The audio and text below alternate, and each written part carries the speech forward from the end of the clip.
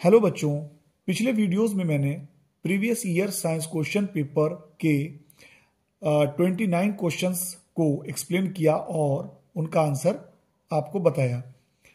इस वीडियो में मैं क्वेश्चन नंबर 31 को एक्सप्लेन करूंगा और उसका आंसर भी आपको बताऊंगा। ये क्वेश्चन मैं इसलिए कर रहा हूं एक्सप्लेन क्योंकि इससे रिलेटेड जो टॉपिक है उसमें कुछ न्यूमेरिकल्स भी हमें मिलते हैं एग्जाम में, और इसीलिए मैं क्वेश्चन नंबर 30 को दूसरे वीडियो में एक्सप्लेन करूंगा। तो चलिए स्टार्ट करते हैं। इस क्वेश्चन को करने से पहले सबसे पहले हम इसके टॉपिक को समझेंगे, उसके बाद फिर हम इस क्वेश्चन पर आएंगे। तो देखिए, डिफेक्ट ऑफ विजन, ये जो क्वेश्चन है ये आपका डिफेक्ट ऑफ विजन से रिलेटेड क्वेश्चन है, और डिफेक्ट ऑफ विजन में आपको क्वेश्चन जरूर मिलते हैं। तो डिफेक्ट ऑफ विजन में जो सबसे पहला विजन है वो है आपका डिफेक्ट ऑफ विजन में सबसे पहला जो डिफेक्ट है वो है आपका शॉर्ट साइटेडनेस,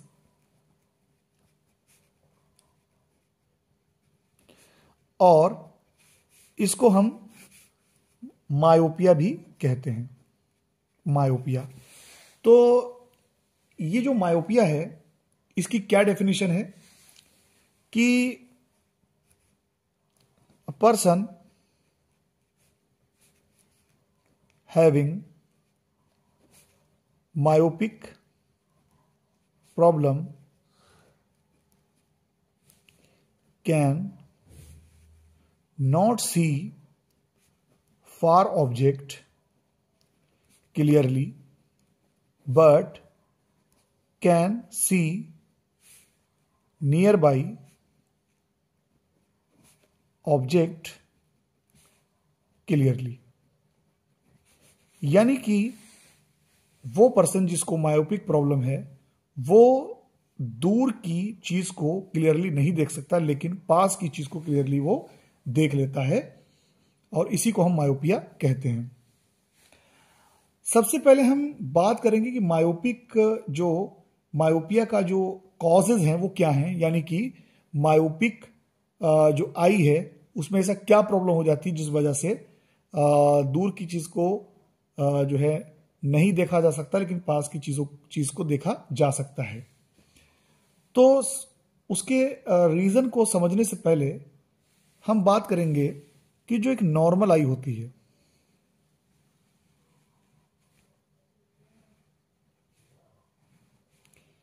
ये आई लेंस है। तो नॉर्मल आई में जो हमारा लेंस है वो सिलरी मसल्स की हेल्प से अपनी फोकल लेंथ को चेंज कर सकता है, यानी कि अपनी थिकनेस को कम या ज्यादा कर सकता है, और इसको हम कहते हैं पावर ऑफ एकोमोडेशन। यानी लेंस इस तरीके से एडजस्ट करता है कि चाहे ऑब्जेक्ट पास में हो या चाहे ऑब्जेक्ट फार हो, उसकी इमेज हमेशा रेटिना पर फॉर्म होती है। तो यहां पर जो हमारी आई की जो रेंज है आई लेंस की वो 25 सेंटीमीटर होती है, जिसको हम नियर पॉइंट कहते हैं एक नॉर्मल आई के लिए, और जो फार पॉइंट है उसका वो आपका इन्फिनिटी होता है, जहां तक हम देख सकते हैं। यानी फार पॉइंट जो है वो इन्फिनिटी है और नियर पॉइंट 25 सेंटीमीटर है। तो जब ऑब्जेक्ट पास में रखा हो यानी 25 सेंटीमीटर या उसके से थोड़ा दूर, तो ऑब्जेक्ट से जो रेज जाएंगी वो लेंस के बाद रिफ्रैक्ट होकर सीधे रेटिना पर जाके फॉल होंगी और यहां पर रेटिना पर इमेज बनेगी। लेकिन अगर दूर ऑब्जेक्ट रखा हुआ है तो दूर से जो इन्फिनिटी से जो रेज आती हैं वो आपस में मानी जाती हैं पैरेलल, तो वहां पर भी जो रेज हैं रिफ्रैक्ट होने के बाद वो भी रेटिना पर ही फॉल होती हैं। तो चाहे ऑब्जेक्ट इन्फिनिटी पे रखा हो चाहे नियर रखा हो, image always form on retina. मैं एक चीज और बता दूं आपको कि जब हम फार ऑब्जेक्ट को देखते हैं तो उस समय हमारा आई लेंस जो है वो बहुत ज्यादा थिन होता है, यानी उसकी फोकल लेंथ सबसे ज्यादा होती है, और जब हम पास की चीज को देखते हैं तो हमारा आई लेंस थिक हो जाता है और उसकी फोकल लेंथ कम हो जाती है। लेकिन मायोपिया की प्रॉब्लम में क्या होता है कि मायोपिया के केस में जब ऑब्जेक्ट पास में रखा हो तो जो इमेज बनती है वो रेटिना पर बनती है, लेकिन अगर ऑब्जेक्ट दूर रखा हो यानी फार ऑब्जेक्ट के केस में, तो उस समय जो इमेज होती है वो जो रेज रिफ्रैक्ट होने के बाद रेटिना से पहले ही मीट कर जाती हैं, इस तरीके की यहां पर। तो यानी कि रेटिना से पहले ही इमेज फॉर्म हो जाती है, और इस वजह से myopic person can see near by object clearly but far object can not be seen clearly. अब हम जानेंगे कि इसके क्या रीजन हैं, ऐसा क्यों होता है। तो देखिए, सबसे पहली चीज कि जब हम मायोपिक केस में जब हम दूर की चीज को, फार ऑब्जेक्ट देखते हैं, तो उस समय हमारा लेंस थिन होना चाहिए, लेकिन हमारा लेंस थिन नहीं हो पाता है, यानी कि उसकी थिकनेस ज्यादा रहती है, यानी उसका कर्वेचर ज्यादा रहता है, और उस वजह से दूर की चीज की जो इमेज है वो रेटिना से पहले ही फॉर्म हो जाती है। या हम ये भी कह सकते हैं कि हमारी आई लेंस का जो है वो कन्वर्जिंग पावर बढ़ जाती है, यानी कि जब लेंस ज्यादा थिक होता है तो उस केस में उसकी जो कन्वर्जिंग पावर होती है वो ज्यादा हो जाती है, यानी कि रेज रिफ्रैक्ट होने के बाद बहुत पास में ही मीट कर जाती हैं। यानी फार ऑब्जेक्ट के केस में जो है उसको लेंस को थिन होना चाहिए, लेकिन मायोपिक लेंस में ऐसा नहीं होता है। तो इसके रीजन फिलहाल मैंने आपको बता दिया, लेकिन फिर भी मैं यहां पर रीजन इसके लिख देता हूं। जो रीजंस हैं इसके, नंबर 1 वो ये है कि converging power of eye lens increases. इसे हम दूसरी तरीके से भी कह सकते हैं कि converging power of eye lens increases का मतलब यह है कि कन्वर्जिंग पावर बढ़ गई है, तो इसका यह भी मतलब हुआ कि जो रेज हैं वो रिफ्रैक्ट होने के बाद काफी पहले ही मीट कर जाती हैं, क्योंकि जो थिक लेंस होता है यानी जिसकी कन्वर्जिंग पावर ज्यादा होती है उसकी फोकल लेंथ कम होती है। तो हम कह सकते हैं कि focal length of myopic eye lens is less. तो एक तो रीजन इसका ये हुआ। दूसरा रीजन यहां पर है elongation of the eye ball. इसका मतलब, इलोंगेशन का मतलब है कि हमारा जो आई बॉल है वो कुछ जो है इलोंगेट हो जाती है इस तरीके से, जैसे एग शेप समझ लीजिए, इस तरीके से। तो इसके दो रीजन हैं। तो अगर आई बॉल इलोंगेट हो रहा है तो लेंस जो है वो हमारा उसकी लेंस की जो पावर है, यानी कि लेंस भले ही सही से काम कर रहा हो लेकिन फिर भी elongation of the eye ball की वजह से भी जो रेज हैं वो रिफ्रैक्शन के बाद रेटिना से पहले ही मीट कर जाती हैं। तो ये हमारा जो है मायोपिया था। अब यहां पर हम बात करने वाले हैं कि मायोपिया में को हम किस तरीके से उसे करेक्ट कर सकते हैं, सही कर सकते हैं। तो मैं एक चीज और बता दूं कि रीजन जो है वो ये भी है, और यहां पर हम ये भी कह सकते हैं कि मायोपिक आई के लिए, फॉर मायोपिक आई, हम ये भी कह सकते हैं कि उसका जो नियर पॉइंट है, नियर पॉइंट वो तो 25 सेंटीमीटर ही होता है, यानी नियर पॉइंट में कोई प्रॉब्लम नहीं होती। लेकिन फार पॉइंट जो है मायोपिक आई के लिए वो लेस देन इन्फिनिटी हो जाता है।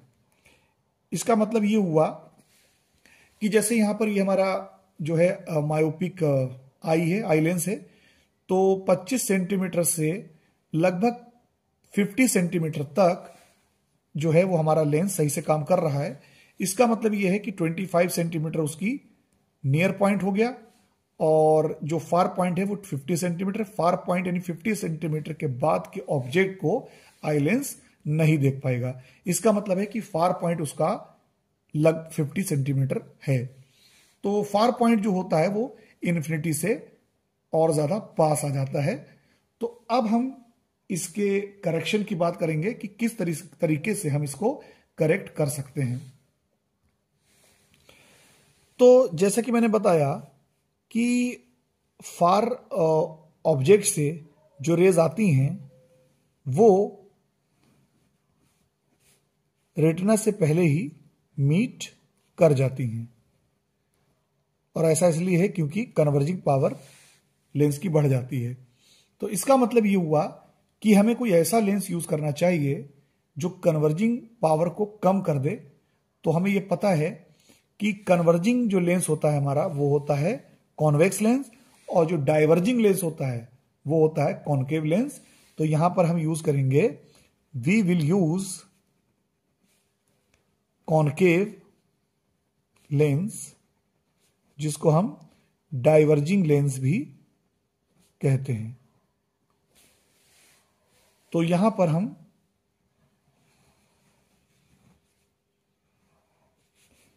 रखने वाले हैं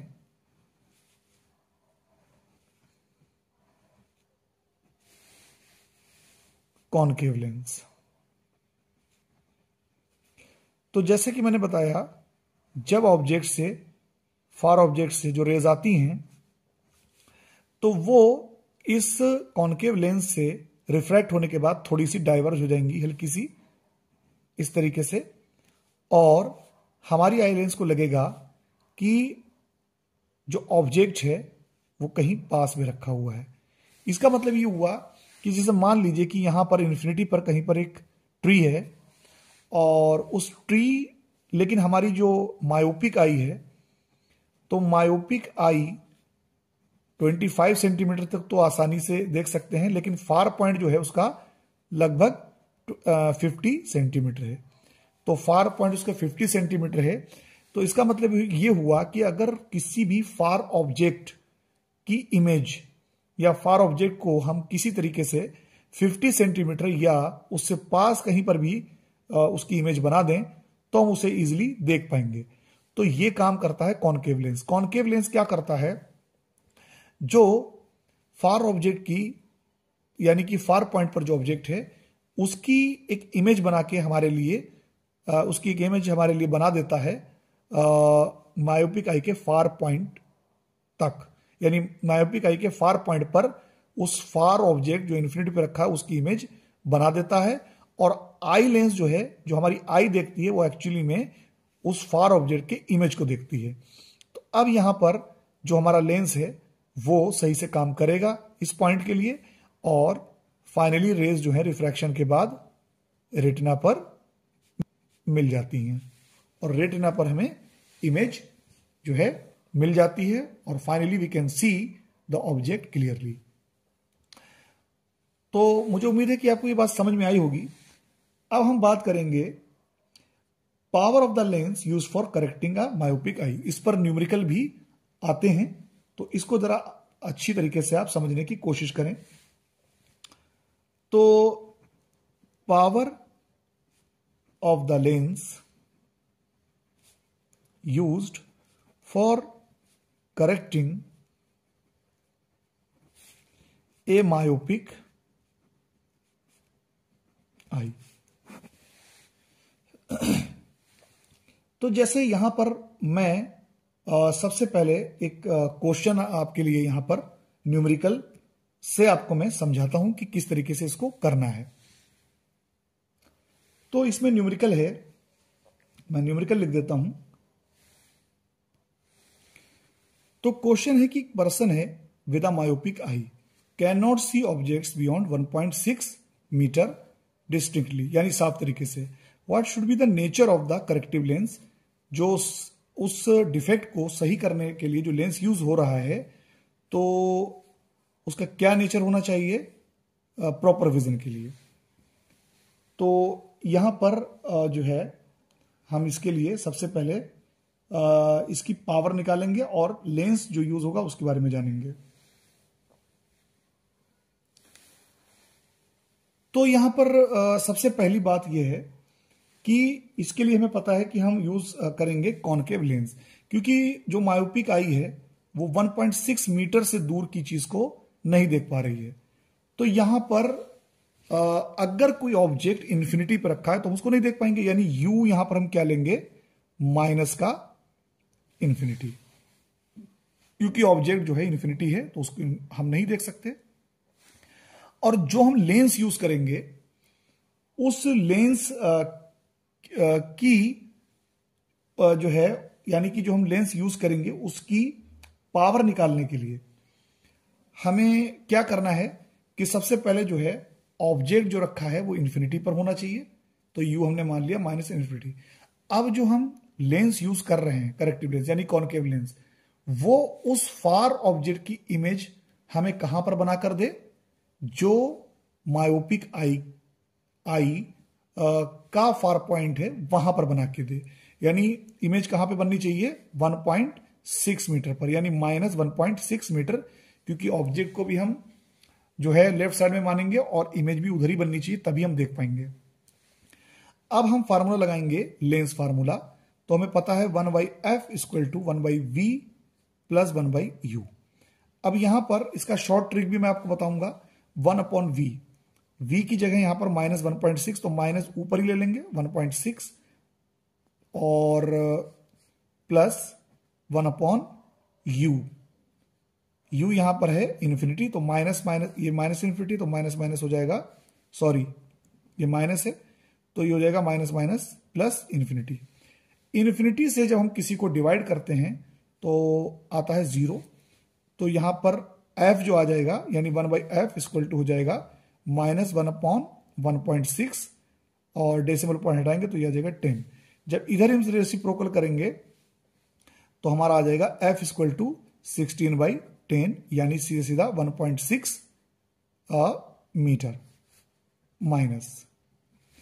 तो इसकी जो शॉर्ट ट्रिक है कि अगर आपको फोकल लेंथ निकालनी है, जो कॉनकेव लेंस है यानी जो लेंस मायोपिक आई के करेक्शन के लिए यूज हो रहा है, तो उसकी फोकल लेंथ निकालने का तरीका शॉर्ट ट्रिक जो है कि जो मायोपिक आई का फार पॉइंट दिया हुआ है उसी को अगर आप नेगेटिव में ले लें तो वो आपके फोकल लेंथ के बराबर होगा करेक्टिव लेंस के।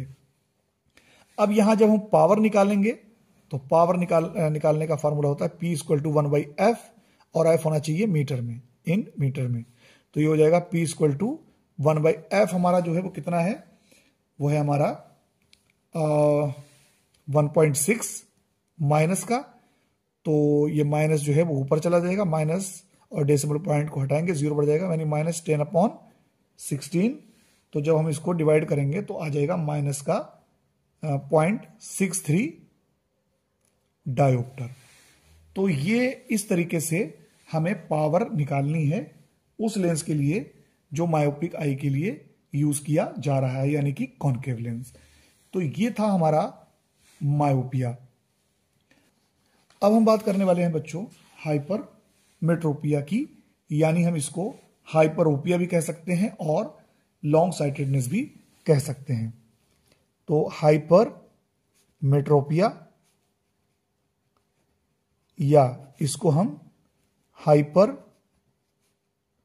हाइपरोपिया और या इसको हम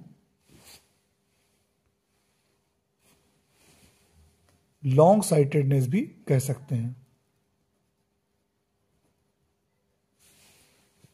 तो जो हाइपरमेट्रोपिया है बच्चों, उसमें we can see far object clearly but near object can't be seen clearly। और ऐसा जो है वो क्यों होता है, सबसे पहले तो हम रीजन जानेंगे उसका। तो उसके रीजन के लिए जानने से पहले थोड़े डायग्राम से हम इसको समझने की कोशिश करेंगे।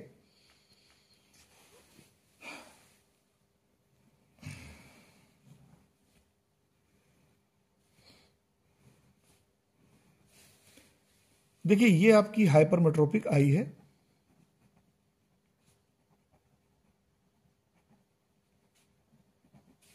और यहां पर जब हम फार ऑब्जेक्ट को देखते हैं यानी हाइपरमेट्रोपिक आई से, तो उसकी जो इमेज है वो बनती है रेटिना पर। लेकिन जब पास की कोई चीज को देखते हैं तो उसकी इमेज बनती है जाकर रेटिना से पीछे। तो जैसा मैंने बताया था कि जब इन्फिनिटी पर कोई चीज होती है तो लेंस थिन होता है, उसकी फोकल लेंथ ज्यादा होती है, और जब नियर पॉइंट पर कोई ऑब्जेक्ट होता है तब उस समय आई लेंस जो हो जाता है वो थिक हो जाता है और उसकी फोकल लेंथ कम हो जाती है। लेकिन हाइपरमेट्रोपिक आई के केस में जो है फोकल लेंथ यानी कि कन्वर्जिंग जो पावर है आई लेंस की वो कम हो जाती है। तो जब पास की चीज को देखते हैं तो हमारा लेंस उस समय थिक होना चाहिए लेकिन वो नहीं हो पाता है, और इस वजह से फोकल लेंथ उसकी ज्यादा होती है और इमेज जो है वो बैक साइड में बनती है। तो अब रीजन समझ लें पहले हम।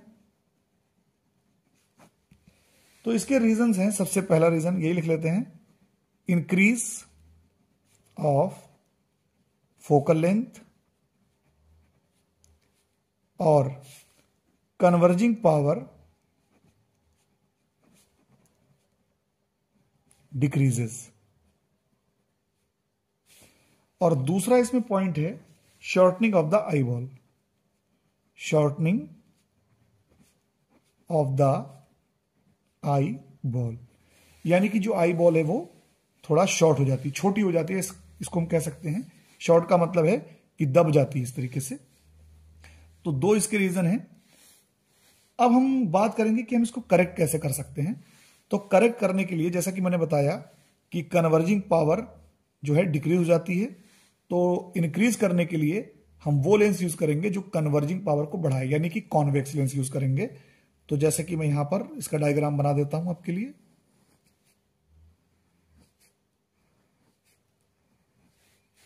तो जैसे पास की कोई चीज है रखी हुई, तो यहां पर हम एक कॉन्वेक्स लेंस यूज करेंगे।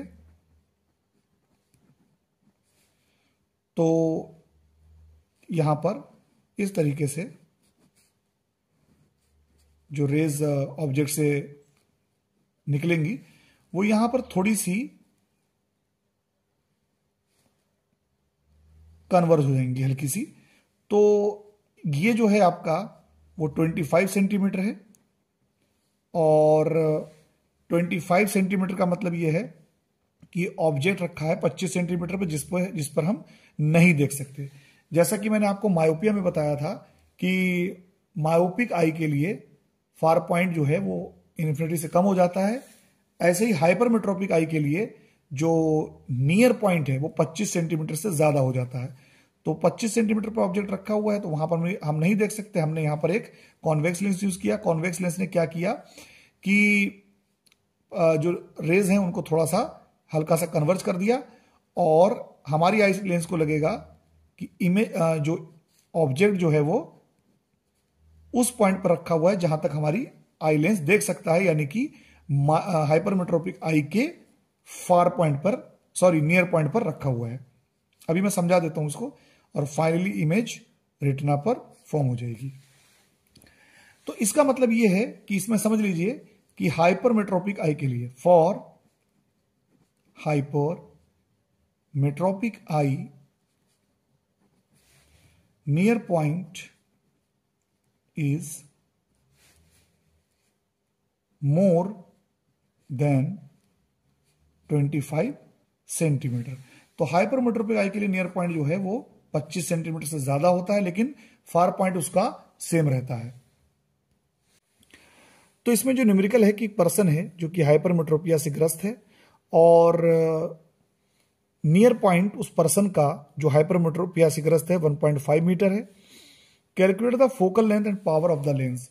तो आपको उस लेंस की फोकल लेंथ और पावर निकालनी है जो कि स्पेक्टेकल्स यानी चश्मे में यूज हो रहा है। नियर पॉइंट जो है नॉर्मल आई का वो 25 सेंटीमीटर दिया हुआ है। तो सबसे पहले आप यहां पर समझिए कि हमें यहां पर क्या करना है। देखिए, जैसा कि मैंने बताया, हाइपरमेट्रोपिया के केस में हम दूर की चीज को देख पाते हैं, पास की चीज को नहीं देख पाते हैं। और हमें यह भी पता है कि जो नॉर्मल आई का जो नियर पॉइंट होता है वो 25 सेंटीमीटर होता है, लेकिन हाइपरमेट्रोपिक आई के लिए जो नियर पॉइंट है वो 25 सेंटीमीटर से दूर हो जाता है।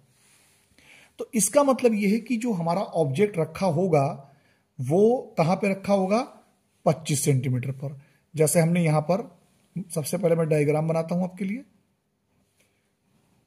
मान लीजिए कि यहां पर 25 सेंटीमीटर पर एक ऑब्जेक्ट रखा है। यहां पर हम नहीं देख सकते क्योंकि हमारा जो ये हाइपरमेट्रोपिक आई जो है इसके लिए नियर पॉइंट 25 ना होके, बल्कि हमने मान लिया कि जैसे 1.5 मीटर दिया हुआ नियर पॉइंट, तो हमारा 1.5 मीटर जो है वो मीटर जो है वो नियर पॉइंट है। यानी हमारा ऑब्जेक्ट कहां पे रखा होना चाहिए, 25 सेंटीमीटर पे हमने मान लिया कि हमारा यहां पे रखा है। तो हमने क्या किया कि जो हमारा ऑब्जेक्ट है वो रखा हुआ है 25 सेंटीमीटर पर। तो यहां से जो रेज होंगी वो चलेंगी और इस तरीके से थोड़ी सी कन्वर्ज होके ये जो कॉन्वेक्स लेंस है, ये लेंस इस 25 सेंटीमीटर पर रखे हुए ऑब्जेक्ट की इमेज कहां पे बना देगा, 1.5 मीटर पर, और हमारी आई फाइनली देख पाएगी। इसका मतलब है कि यू हम यहां पर क्या लेंगे, माइनस का 25 सेंटीमीटर। और हमारी इमेज कहां पे बननी चाहिए, वो बननी चाहिए 1.5 मीटर पर। तो यहां पर 25 सेंटीमीटर, तो इसको भी हम सेंटीमीटर में कर लेते हैं। तो ये हो जाएगा हमारा माइनस 150 सेंटीमीटर, क्योंकि इमेज भी उधर ही बन रही है तो माइनस में हम इसको लेंगे। फार्मूला लगाएंगे, lens formula 1/f equal to 1/v minus 1/u। तो 1/v की जगह यहां रख लेंगे हम माइनस 150 और u की जगह रखेंगे माइनस का 25। तो 25 माइनस का माइनस माइनस हो जाएगा प्लस। तो 1/f इक्वल टू हो जाएगा, इस माइनस को हम ऊपर ले लेंगे तो ये हो जाएगा, यहां पर हम एलसीएम लेंगे तो एलसीएम हो जाएगा 150। तो यहां 150 1 जा 150, 1 1 जा 1 माइनस 1 प्लस 25 6 जा 150 और 6 1 जा 6। तो हो जाएगा 1/5 equal to 1/f equal to 5/150 और ये हो जाएगा 1/30। जब इसको रेसिप्रोकल करेंगे तो ये हो जाएगा f इक्वल टू 30/1, यानी सीधा सीधा 30। अब हम पावर यूज करेंगे। पावर होता है 1/f इन मीटर, या अगर सेंटीमीटर में फोकल लेंथ दी हो तो ये हो जाएगा 100/f इन सेंटीमीटर, यानी 100/30। तो ये हमारा निकल के आएगा 3.3 डायोप्टर। तो इस तरीके से हमें जो है इससे रिलेटेड न्यूमेरिकल्स को सॉल्व करना है। अब ये जो क्वेश्चन हमारा दिया हुआ है, इस क्वेश्चन को आप सॉल्व करने की कोशिश करें, और अगर आपसे सॉल्व नहीं हो रहा है तो आप कमेंट बॉक्स में बताएं तो मैं इसके लिए वीडियो बना दूंगा। Thank you.